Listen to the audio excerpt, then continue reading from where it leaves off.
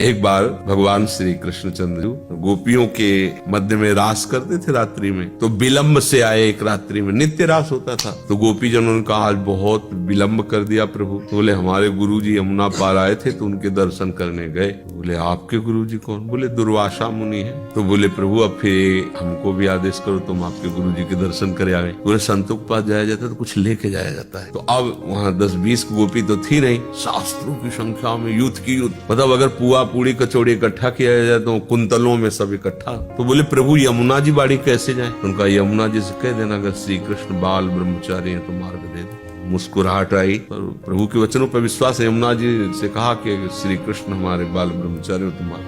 यमुना जी हट गई, मार्ग दे दिया। आश्चर्य हुआ। वहां पहुंचे, दुर्वासा जी को प्रणाम किया और सब रखा तो मुंह बगाड़ दिया। कुंतलों पुआ कचौड़ी खीर सब प्रणाम किया, थोड़ा भी किनका नहीं बचा, सब पवा दिया। तो उनका भगवान आज्ञा करो तो जाए। तो यमुना जी बाढ़ी हैं। तो बोले कैसे आई थी? बोले प्रभु ने कहा था कि हम बाल ब्रह्मचारी हैं तो मार्ग दे दो। यमुना जी ने मार्ग। तो बोले कह देना दुर्वासा अगर दूध के रस के सिवा अपनी जबान में कभी कुछ रखा ना हो तो यमुना जी मार्ग। बहुत हंसी की जैसे गुरु वैसे चेला, जैसे चेला वैसे गुरु। क्योंकि अभी हमने कुंतलों सब मिल करके पवाया, कहते जबान में न रखा हो। गई पर यमुना जी से कहा कि दुर्वासा जी अपनी जिह्वा में दूब के रस के सिवा और कुछ ना रखा हो तो आप। यमुना जी ने मार्ग दे दिया। तो आश्चर्य हुआ। प्रभु के पास गई, प्रभु ने कहा गुरुदेव से मिल आए। पर प्रभु हमें लगता है आप गुरु चेला दोनों झूठे हो। बोले क्यों? बोले शास्त्रों गोपियों के साथ रास करते हो, हंसते खेलते हो। बोले पर यमुना जी ने मार्ग दे दिया और उन्होंने कहा कि अगर दूध के रस के सिवा जबान में कुछ न रखा हो तो पुआ खीर तो हम ही पवा के आ रहे, तो झूठा नहीं हुआ। भगवान ने कहा तुम्हारी भावना थी, तुमने पवाया, उन्होंने स्वेच्छा में कोई इच्छा नहीं की और कोई पाया नहीं। और भगवान अपने स्वरूप के सिवा कोई है नहीं। गोपी नाम से तत्पति नाम सर्वेशा में उच्च, इसलिए अखंड ब्रह्मचारी। प्रिय जन नजदीक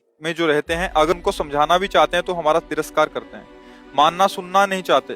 पर हमें क्लेश होता है कि हम क्या करें उस परिस्थिति में। महाराज हम उनको समझाना तो चाहते हैं। आप भी तो मूढ़ता में हो। दूसरों को मूढ़ देखकर आप संताप कर रहे हैं, तो आप भी तो मूढ़ता में। आप कोई मूढ़ता से मुक्त हो गए क्या?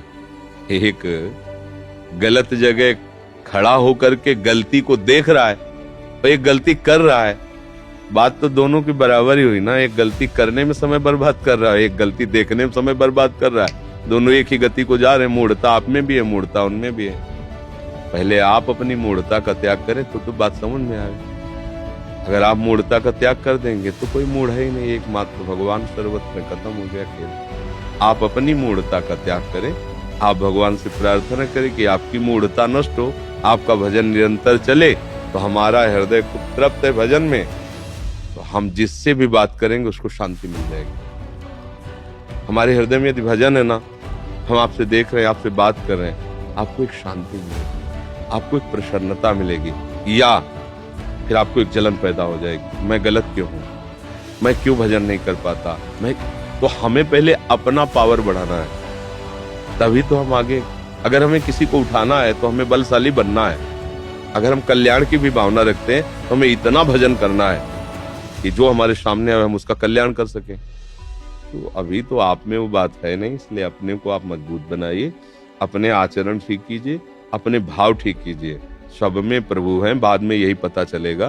किसी का उद्धार नहीं होना, हमें अपना भ्रम हटाना है, संशय हटाना है, अपने अज्ञान को हटाना है। कोई जीव नहीं है, सब में ईश बैठा हुआ है। बस जीवत तो आपने मान लिया, उसी को त्याग कराने के लिए उपदेश है। आपने माना है अपने को दूसरों को। जहां आप अपने को और दूसरों को भगवत स्वरूप मान लिया वहीं मुक्त हो जाओगे। ये बात